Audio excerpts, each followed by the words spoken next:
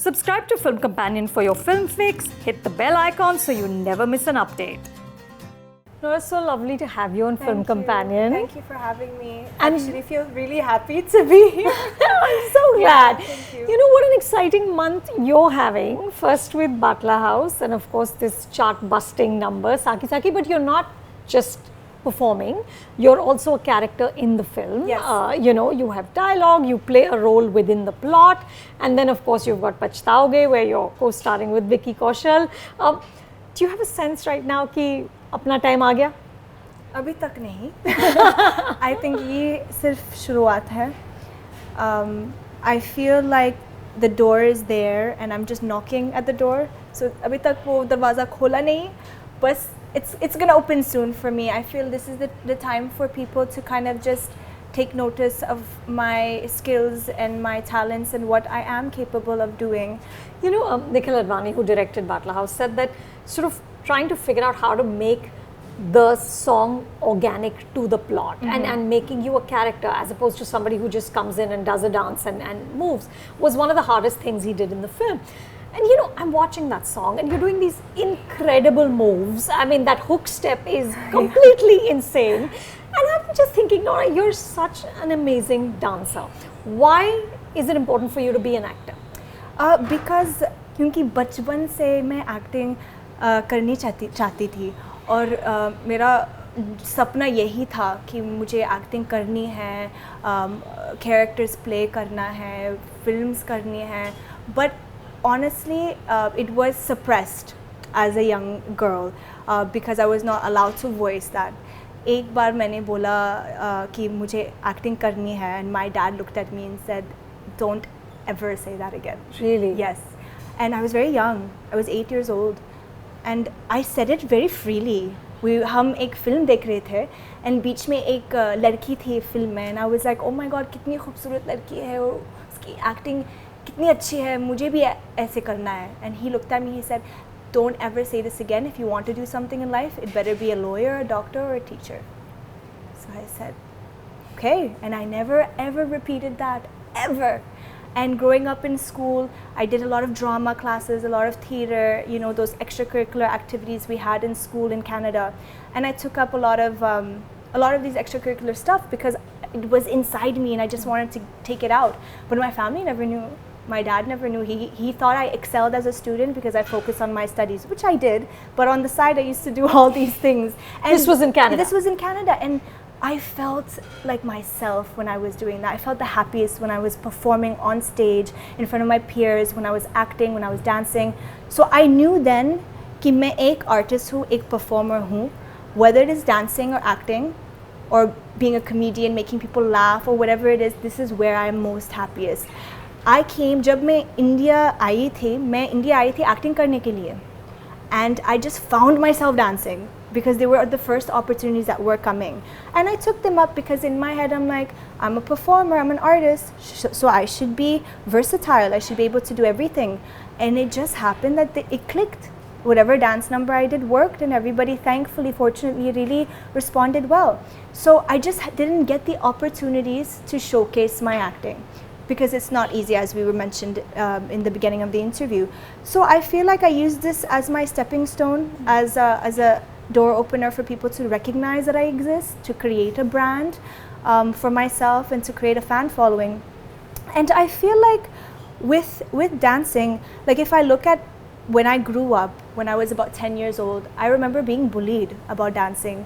I went to a school where all the girls knew how to dance. Just naturally, they were all Jamaican, African girls, Nigerian girls, Somalian girls, and in their blood they knew how to move. And I used to see them do that in school and I'm like, "Arey, mujhe bhi karna hai, you know? I want to look like that when I'm dancing." And I remember trying and then they used to laugh at me and put me down and they'd be like, "Oh my god, don't try dancing, you're so bad, you have no rhythm, you can't move." Really? Yes, that was me when I was 10 years old, 11 years old. And I remember the bullying got so bad because I used to try to compete in school and do these stage performances and I would get booed off stage, laughed at by the girls, and they used to kind of group and bully me. And I remember getting into a physical fight with one girl at the age of 10 and almost getting suspended because of all this. But I feel like because someone told me you can't do it and you're really bad at it, it gave me the fire to keep pushing. and I would go home and teach myself in the room. So ek taraf there were girls who were making fun of me and saying you can't do it, and dusri taraf mein I had my parents were like, don't do it, mana hai. And still you did and it. Still I was like, I'm gonna do it, you watch. You know what I mean? Why Bollywood? What was attractive about Bollywood? Bollywood, we grew up watching Hindi cinema. As Arabs, we never watched Hollywood films and English films with the family. If you go to my grandma's house in Morocco, which we used to go every summer, it was Hindi films that were played on the television and dubbed in Arabic. Whether it was Shah Rukh Khan's films or Hrithik Roshan's film or Amir Khan's films, they were all dubbed in Arabic, and we'd sit in the living room with everybody and just watch them. So we grew up watching Hindi cinema, and we understood their traditions and cultures because they resonated with our traditions and cultures, so we could relate. And Bollywood mixes dance and acting together. You know what I mean? So Bollywood is famous for this, song and dance, and it's so grand. When first time we watched Devdas, you have to see, you know, our reactions to the film. We watched it thousands of times, and every time we would see it, we'd be like literally stars in our eyes. The costumes, the dance, the expression, the movement, the emotions. It's something we don't feel when we watch, you know, any other kind of cinema, and that's something very unique to Bollywood. And as someone like me who really enjoys expressing herself through dance also, it's important to be able to try to make it happen for myself in an industry like Bollywood, because you get both the best of both worlds, acting and dancing. But Nora, how did you finally do it? How did you tell your parents that this was something you wanted to pursue, and how did you end up coming to Mumbai from Canada? So I reached a point in my life where I had a lot of responsibilities at home, and I was taking care of my younger brother on my own, and there were many years. How many siblings are you? So from both my parents, I have one brother who's younger, and then from my mom's second marriage, I have a younger brother. But you know, after my parents' divorce, I ended up in a very weird situation where it was just me and my brother, and I had to be the breadwinner of the family and take care of him and stuff. So I devoted, after graduating from high school, I devoted 3 years, approximately, or 4 years, just to my brother, supporting him financially, working so many jobs. I was working as a telemarketing customer service representative. I was working in a restaurant as a waitress, a bartender. I was working so many things. I used to make hookah like cafes. I did everything. I was a hustler just to survive with my brother. And I realized 4 years went by and I'm not pursuing my dream for what I want to be. So I remember just telling everybody, guys, I'm leaving. Everybody means my brother, my friends. Everyone's like, where are you going? I'm like, I'm going to India. I've signed with an agency, and you know, I have an agent in Canada, and he's going to send me over to India, and I'm going to become an actress there. And you'd never been here? No, I've never been here. I didn't know the language. I don't have anybody here. But something told me that this is what you're going to do, and it's going to be fine. I didn't have any fear. You weren't scared? No, I don't know why. You're so right. I should have been scared. But amazing. I felt no fear. It's so strange. And I remember they were laughing at me. They're like, you're going to go to India for what? I said, I'm going to act. But you don't even know the language. You don't know people there. You don't know anything. You just stay here. It'll be better for you. I was like, no, I'm going. I just had this confidence. And I came. And obviously I came, and there were like so many things that sudden realizations I started having here, like you can't work here and become successful if you don't learn the language. So I put a lot of time and effort to try to learn, although it's very hard to learn a language at the age of 22 or 23, you know, because at that time, that's it, you know, it's easier when you're younger. But I was very determined. I was like, no, I really like the language. I want to learn it. I also understood that people are accepting of foreigners here, but only in one condition, that you work hard. It should not come easy. You should learn the language. You should work on your skills. I was very confident in my acting skills and my dancing skills, even though I was not trained. It's because I was brought up to be confident in myself. My friend circle was like that. All my friends were very confident girls, and anytime I felt demotivated or I had low self-esteem, they'd be like, no, look at you. You are Nora. You are this. You are, you know, they would pump me up, and that's how my friend circle was. And they still are like that today. So I had that mentality when I came to India, and that's probably why I had no fear. But in those first few years, Nora, you've talked about how you were bullied at auditions, how you were duped by the casting agents as well. At that point, when you didn't have the roles and nobody was backing you, how did you have faith? How did you think it was going to work out? I think My first opportunity was an ad that I did in the first month that I came to the country, and that was a huge ad. It was for Dove. And in my eyes, I said to myself, Nora, you are a nobody, you have nobody here, and you bagged something like this. That's huge, you know? And it gave me faith in myself. After that, I signed a film called Roar Tigers of the Sundarban, in which I was acting in the film. So again, I said to myself, if you were not meant for it, it wouldn't happen. So there's a sign. It's just the journey is a bit difficult for me. After I signed that film, I signed another film, which was Prakash Jha's film. And there I was a supporting character. And I worked with really great actors like Shilpa Shukla, Swanand Kikiri, Ninad Kamit. All these people are really great actors. And I learned a lot from them. And I remember them telling me, just be patient. Just be patient and push through, push through. If you have determination and trust in yourself, it will happen. And I think that just stuck in my head, despite the fact that I was going through a lot of rejection and a lot of people did cheat me. You know, agencies, they're not easy to deal with in this country. And I had mentioned this before, that foreigners, when I say foreigners, I don't speak of just actors. I speak of makeup artists, hairdressers, stylists, anybody who comes to pursue some sort of a career here in the entertainment field. They go through a lot with agencies. A lot of them, they steal their money, they bully them. It's very difficult. I have makeup artist friends who have done so well in this country, but have 0 rupees in the bank account because their agencies refuse to give them their money, and they have no laws that protect that for them, and they have no rights, and nobody helps them because it's just like it's just very difficult situation. Right. But they come here because they have so much love for the Indian traditions and cultures and for the country and for the people, so they kind of just sacrifice their monetary rights and comfort levels just for that. But eventually a lot of them give up and they leave. Yeah. I went through all that stuff and I didn't give up because of the love for the art of dance and acting and for cinema. And I just knew that, Nora, you go through all these obstacles, you're gonna surpass them, and then it's gonna be really nice and you're gonna be really happy, and all that, the situations you went through is gonna make you grow as a performer also. You're gonna feel certain things that maybe you never felt before. There was no moment at which you felt like, okay, this is it, I want to go home. Yes, I did. I felt like that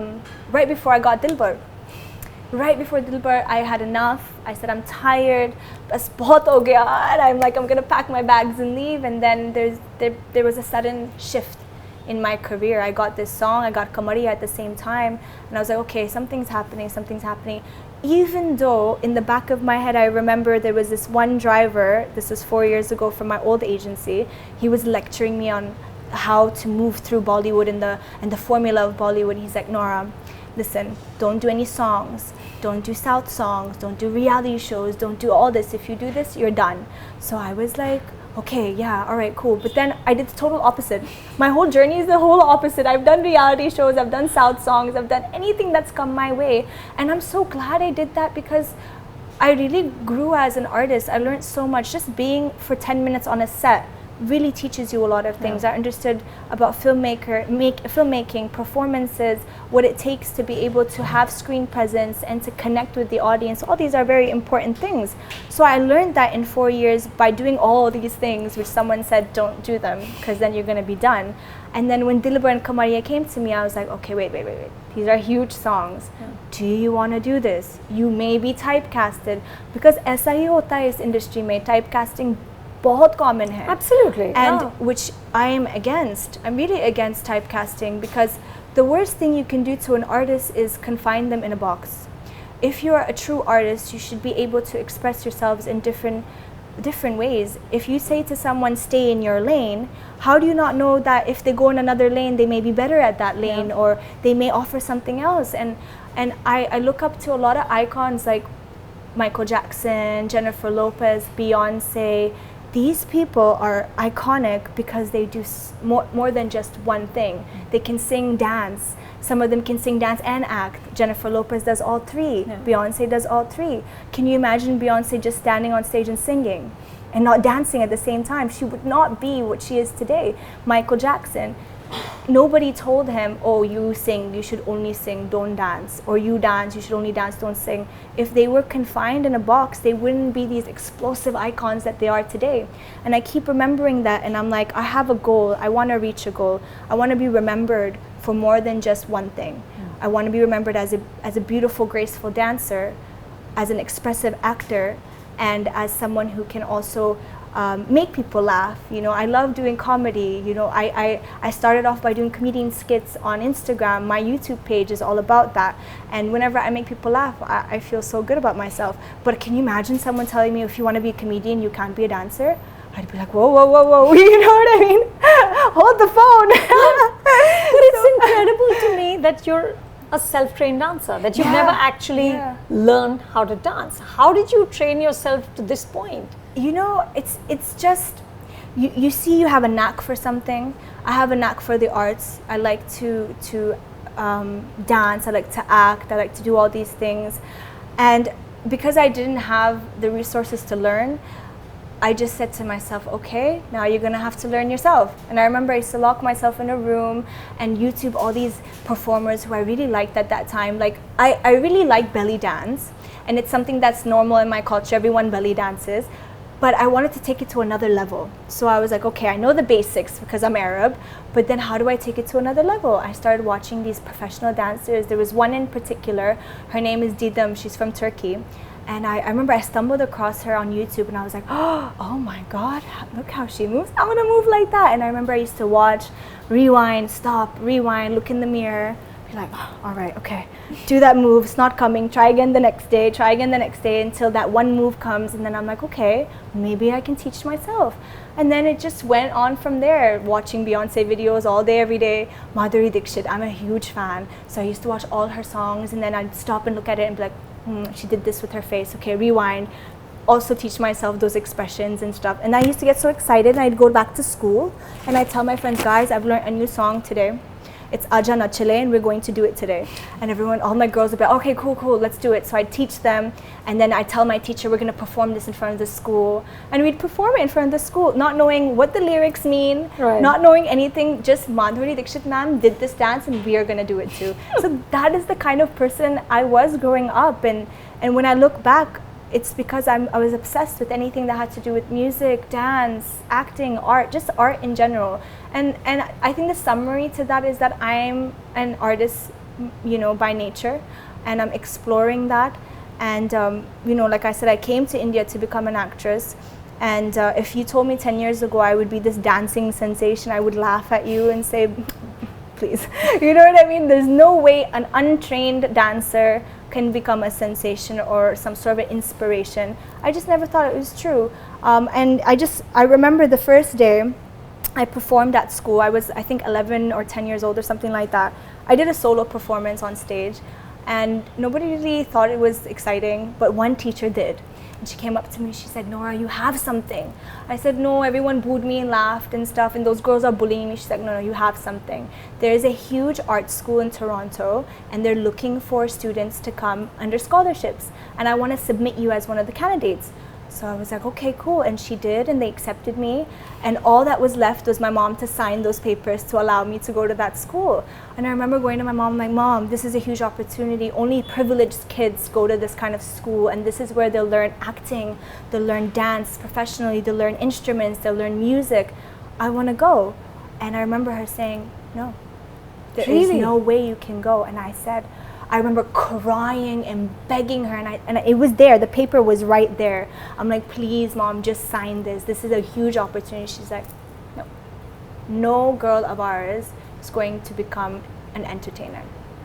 What do they feel now? Now it's funny. Now it's like, are they proud of you? Yeah, now my mom thinks it's really hilarious that I managed to do it, and that too in a country which is so foreign to us. But now she's very proud. I think she became very proud after I released Arabic Dilbar, because I sang that song and produced it myself, and I did it with a big group in Morocco, a band in Morocco, which she grew up listening to. So when she went to Morocco on a vacation, she heard my song everywhere, and she was just like, it's my daughter.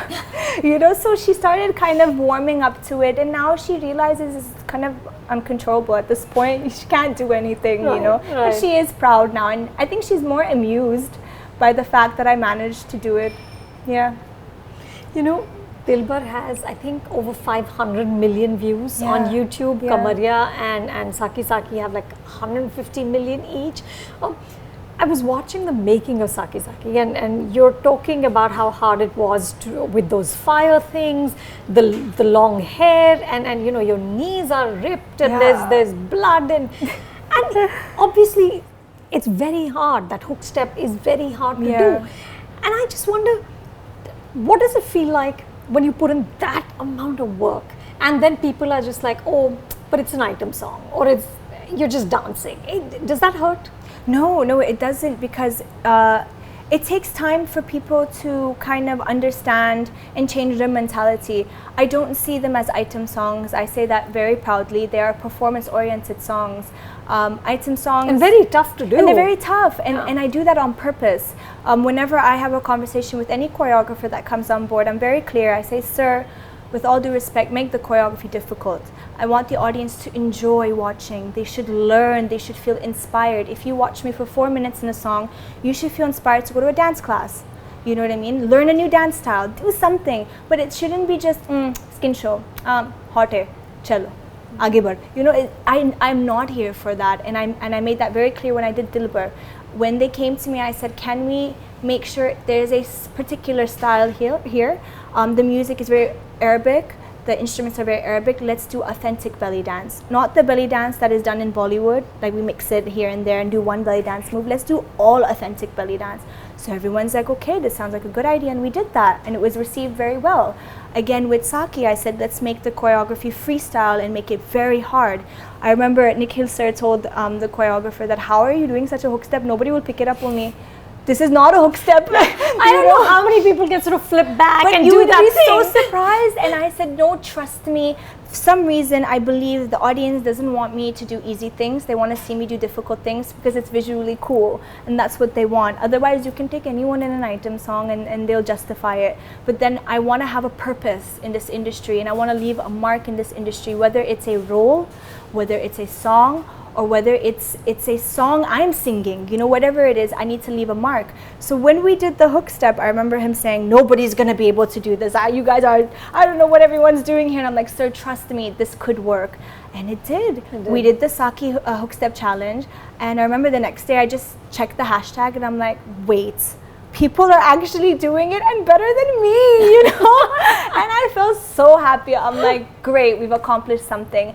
But no, you just said that, you know, you don't want people to look at it and say skin show, hot hair, and move on. The truth is, a lot of song and dance in Hindi movies, especially the item numbers, are about that. It is about skin show. It is about having a, and it's supposedly, it's pitched as an erotic Of course, fantasy. it's supposed to be titillating. It is supposed to be titillating, right? So, you know, this is something I really grapple with. Like, what is the role now of the item song in a post-Me Too world? You know, you want to dance, you want to celebrate your sensuality. How do you do it without being objectified? Give more than just be sexy in a song. I mean, just standing there in front of a camera and kind of just moving and showing this and showing that. That's where I think that's the issue. But if there is some sort of, what do you call it? Like when I look, for example, when I look at Helen G's songs, there is a performance. Absolutely. It's cabaret. It's like a live show. You feel like you're watching a story. It's magical. There's expression. She's telling a story through the song, through the lyrics. That is what I feel like being liberalized as a performer, being a feminine performer who's comfortable with her sexuality and is not being objectified because she's got talent and skill and she's showing that skill. Being able to express through music, through dance, through your body, through your facial expression, that's a skill. Yeah. And we do that through song and dance. That is not objectifying.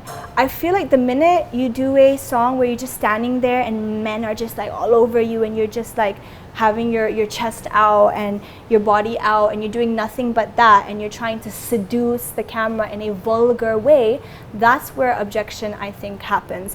When you don't cross the line between sensuality performance-wise and vulgarity, I think that's where the discussion can start happening. Till then, I feel like it's just performance. Are you aware when you're dancing that I cannot cross that line Yes. between? Yes, you're- I am aware. And do you sort of say that no, I'm not comfortable doing this, or I'm comfortable doing this? Yes. Luckily, though, I've never had this issue. You've never had because to. I feel like whenever I get called on set, it's almost like, all right, let's see what kind of dance she's gonna do now, or what move she's gonna do now. How hard can we make it? Yeah. So it's become like that now. There's a standard that everybody's trying to make me keep pushing or breaking, but within myself, I am very aware. I make sure my facial expressions are not too much, they're not too vulgar. I make sure that my display of myself is about the dance and not about my body parts. And I can't explain it in words, to be honest with you, but you just know how to do it. I don't know how to explain it. And I feel like when I look at YouTube It feels comments, uncomfortable when it's when I too look much. at YouTube comments and all the songs I've done, there are comments that are all the same, which is, she is not vulgar when she does this. There is something about the way she does it that makes it look classy, fun, and it looks like a performance. And I feel like it's like, for example, when an actress plays a prostitute in a film, there's a certain body language that she needs to do. There's a certain way of performance, the way she talks. But she's not objectified, she's playing a role. But in a song, you're playing a role also. You have to be that entertainer, that very confident, womanly entertainer. So I don't really feel like it's something to be objectified. As long as we maintain the songs as performance-oriented songs, there should be dance, there should be some sort of skill that's shown. I don't think it's something to be really, thinking of it in that perspective. And I've maintained that. I mean, I have more to offer in a song than just looking hot. I feel as long as I maintain that, I should be fine. Yeah. I saw on your YouTube channel there's a version of Swag Se Swagat in Arabic, right? which I just stumbled across. I didn't know they made it in Arabic. Some Lebanese singers sung it, and I was like, oh, this is nice. Yeah. And then I just danced on it. Is Katrina a role model for you? Yes, she is, of course. If you think about it, she's broken a lot of barriers for people who come from abroad. She's made the impossible happen. She's so hardworking, and I've said this to her when I've met her. I said, look, you are an inspiration in so many ways. People, are so quick to say things like, oh, she can't act, she can't do this, her Hindi is not nice. Well, I mean, she came from zero. She didn't know the language. She didn't know anything. She couldn't even dance when she came, and look at her now. Yeah. That's so inspirational. I feel like we need to focus more on that. And I focused on that. I remember when I came and I watched Chikni Chamni, I was like, oh my God, this girl is so good. She's so good in so many ways. And people will find faults in that, but I don't see faults. I just see charisma. I see ambition. I see screen presence, beauty, performance. I feel like, in the end of the day, between me and you and everybody else who's watching, it's this. Right. It's your mentality and your vision. You may see a song and think, oh, this is skin show and vulgar, and this person's being objectified. Another person will see it in a different vision. They'll see it as something else completely. This is performance, this is beautiful, this is art. So it's really up to your perception. But do you find, Nora, that it is a perception that you have to fight, that people will judge you? Do you find that right now as you're trying to be an actor? It's not easy to actually deliver in a song, and we need to really respect and value song performances. I'm doing a film called Street Dancer right now, and for 6 months I shot with really professional dancers who've sacrificed so many things in their lives, who've sacrificed years of their time to become professional dancers. And one day I just had an epiphany. I'm like, why do we not celebrate dancers the way we celebrate actors? Do you know what dancers go through? Yeah. The physical pain, the way they push themselves physically to do certain things that are almost humanly impossible. We had these ballerinas come in, and they were literally on, the ballerina shoes, you're on your toes. Yeah. And one half of their body they're doing a ballerina dance style, and the top half, they're doing hip hop and tutting, and I was amazed, and I'm like, it must have taken them years to be able to do something like that. Half of us can't even balance ourselves while we're walking, so can you imagine? Guilty. Me too. Sometimes I'm standing and I fall. So I'm looking at them, and I'm behind the monitor, and I'm getting emotional, and everyone's like, why is this girl emotional? I'm like, you don't get it. Like, when I see this, I'm like, these people have blood, sweat, tears. They probably go through a lot of sacrifices at home to become what they are. Break dancing is not easy. You can injure yourself, break your spine, and never walk again. Hip hop dancing requires a lot of raw emotions, being able to catch certain movement, to be physically flexible, and to do certain things that contemporary dancing, that's another thing. You need to be in touch with your emotions. There are so many factors to being a dancer, and we don't really like celebrate it. But when an actor does a good scene in a movie, everyone wants to die. Like, oh my God, he's such an amazing actor. Oh, and everyone goes crazy. But did you see how he acts? And I'm like, yes, we should respect actors. I'm guilty of that too. If someone is a good actor, I go crazy for that person. But what about dancers? They should be equally respected and valued. So whenever people speak of dancers in a little bit of a negative tonality, like, oh, but he's just a dancer, or she's just a dancer. Just a dancer? You know what it takes to even reach that? People think I'm a dance sensation. But actually, I'm not as good as half of the dancers of the world. If you watch World of Dance, you would be amazed at what people can do with their bodies. They take you to another world without even speaking. Right. And I feel it's a shame that it's not even celebrated like that. And we're almost there. I think with street dancer, I mean, I will be very vocal about that. It's time to value and celebrate them and put respect on them, because dancing is very tough. So what's the biggest challenge for you now? Biggest challenge is, I think, not having a backing and a godfather in the industry can be very tough. You don't get the opportunities you want, and sometimes you feel you deserve. So you keep having to take the step up slowly, and sometimes you lose patience. So my challenge is being patient and believing in destiny. And I'm a person who believes in destiny, but sometimes you falter and you're like, oh, I'm so impatient, I don't believe in destiny, I need to get something quick, and you get very aggressive and angry. That was me for about a year when I was struggling. But now I believe that, Nora, destiny, whatever is meant to happen is meant to happen. If this job is for you, this project is for you, it's gonna be only for you. Nobody can take that away from you. And whether you have a godfather or a backing or whatever it is, if this is meant for you, it's going to come to you. And that is what I've believed. And I have to really try and remember that. Sometimes I forget. I think that's very difficult for me, maintaining patience. And right now, getting people to trust me. I mean, we're almost there, but we're not really there. But it's going to happen. I mean, I feel next year is going to be a really good year for me. I have a vision. And my vision is to leave my mark in this industry as an all-rounder. I want to be able to leave my mark as a dancer and as an actor, and I feel like it's going to happen. I just need those opportunities to come, and they're going to come with patience. And once they do come, I will make sure I deliver from my heart, because jo bhi main karti hu, main dil se karti hu. Whether it's a dance number, whether it's a scene, whether it's anything that has to do with this industry, I do it from my heart and with good intentions, and that should translate to the audience, and hopefully I win over the audience. Good luck. Thank you. All best. It's been such a pleasure to speak with you. Thank you. I appreciate it. Thank you. Hi, I'm Nora Fatehi. If you like this video, please subscribe to Film Companion.